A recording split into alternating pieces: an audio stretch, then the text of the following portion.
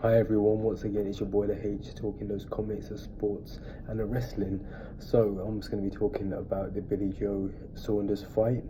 His opponent hasn't been announced yet, but he's fighting on the undercard of KSI versus Logan Paul. I've got a different opinion than most of the guys and the YouTubers, including Boxing Talk All Day. Basically, I don't think it's a bad thing. Yeah, he's a world champion, but the same people, not just having a go at all day, but in general, everyone who was saying that title he's fighting for at Stevenage is a bit of an easy look, and at the end of the day, is the WBO worth as much? Because Frank Warren has got a great relationship with him, all this stuff, and now backing that title and bigging up that title.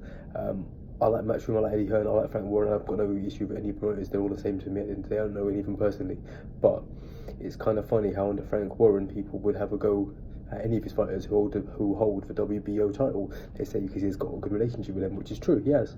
But then now that it's on the Matchroom, it's a mega title, and it's at least as the same as WBC is basically the way it's being perceived. So that, for a start, doesn't really make much sense to me personally. Also, Billy Joe Saunders is his first ever, as far as I'm aware, fight in America. So he's not a big name over there. So he was never going to top this bill, was he? He wasn't going to top for stars. They're selling a pay-per-view. They've sold 1 million between them before. Sorry for my voice breaking quickly. I'm not feeling too great. But yeah, that's Logan Paul and KSI, the two fighters. And we can go on like KSI and Logan Paul as long as we want. They have huge fan bases. My little cousins know who they are. My dad knows KSI because my brother used to watch his FIFA videos when my brother was a kid as well. So KSI does span different generations, from people in their late 50s to people, well, kids in their 8s, 9s, or whatever you want to call preteens. So my little cousins know him, my dad knows them, my brother's 22, he knows them, I'm 30, I know them. I think KSI is a few years younger than me.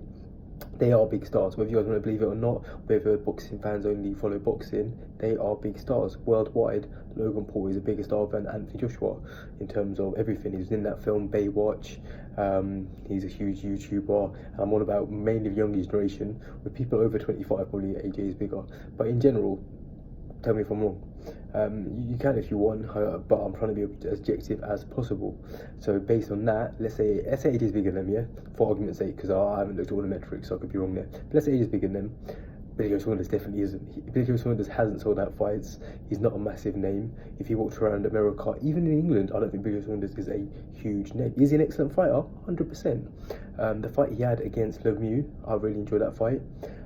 His fight against Chris Eubank Jr., I thought Eubank Jr., if he actually boxed, used the jab, which he still doesn't always do, could have actually won that fight. So I don't think Saunders looked as good as a lot of people do in that fight. But yeah, no, is he a huge name? No. Is he a great technical boxer? Yes.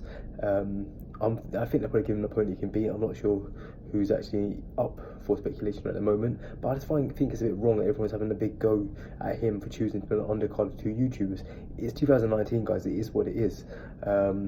In the UFC, there's a guy called James Toney, who you guys will all know, former boxing legend. He did it. He went into the UFC in the octagon. He had a little bit of MMA training, not much at all. He went in there and he got tapped out by a legend, Randy Couture. At the end of the day, he probably went in there thinking, I haven't got much of a chance, I've got a puncher's chance. Is that a bit of a joke fight? Yeah, because everyone who does MMA, I don't know much MMA, knows if you're fighting a boxer, just a pure boxer, he might have done a bit of groundwork, a little bit of BJJ for a couple of months. It's not going to be the same as someone like Couture, who's a former wrestler, and I think at that time was a black belt in Brazilian Jiu-Jitsu for years.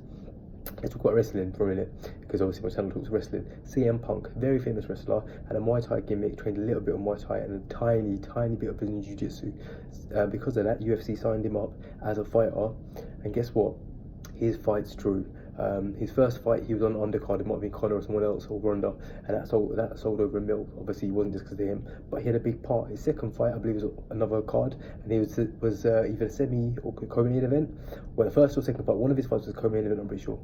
And once again, he got like over 500, 600 buys, and it said a lot of them were wrestling fans because it's a draw. Is it a circus fight? Yes. Is it a clownish fight? Yes. Do we all know CM Punk was going to lose to Mike Jackson in the second fight? Do you all know he's going to lose his first fight to Mickey Gall? Yes. Do you all think KSI and Logan Paul are going to be technical masterpieces? No. Are they both probably got better stand-up and better striking skills than CM Punk? I think so. Joe Rogan thinks so as well. He might have better groundwork, which you haven't even seen, but they've definitely got better striking, both of them. So based on that, they're two amateurs who are going to turn professional, better striking than a UFC caliber fighter. That is being very facetious, guys. Don't take that seriously.